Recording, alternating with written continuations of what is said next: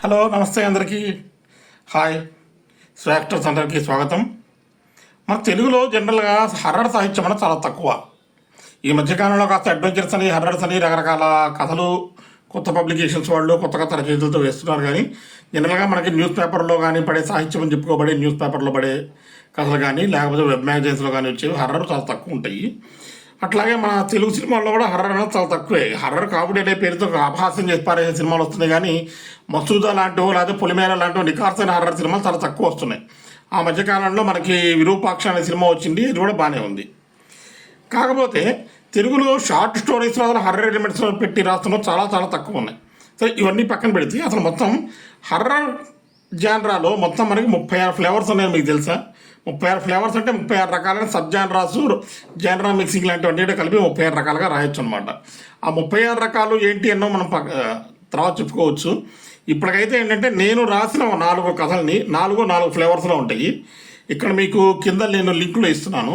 మొదటి కథ పేరు ఏంటంటే రుచి ద టెంప్టేషన్. అది ఒక మెడికల్లీ ప్లాజిబుల్ వ్యాంపైర్ స్టోరీ. చాలా విచిత్రంగా ఉంటుంది. సైకలాజికల్ థ్రిల్లర్ హర్రర్ కిందకు వస్తుంది.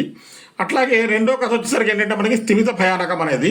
అది అసలు హర్రర్ ఎలిమెంటే లేని హర్రర్ కథ అని చెప్పి కొంతమంది దాని మీద మాట్లాడారు. అఫ్కోర్స్ అది పాజిటివ్గానే చెప్పారు.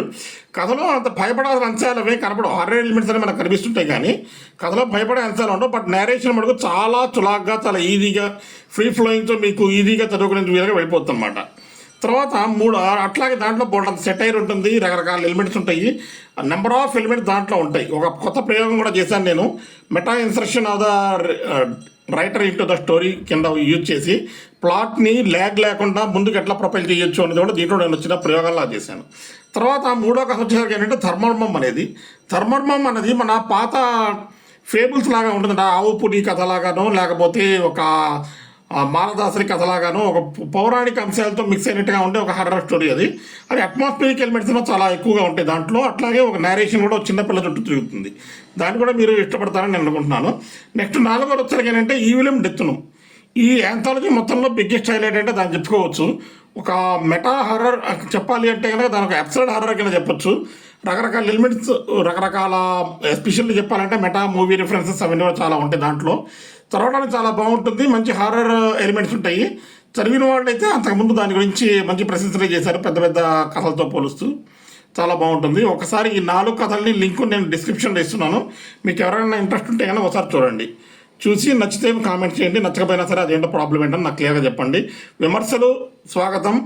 అతి విమర్శలు అదే ట్రోలింగ్ అనేది చెయ్యడం నిజంగా బాగోపోతే కానీ ఖచ్చితంగా బాగున్నాయి కాబట్టి నేను మీరు ఏదైనా మనసులో దురుద్దేశాలు పెట్టుకొని చేయాలనుకుంటే మటుకు పక్కకి వెళ్ళిపోండి. Thank you very much.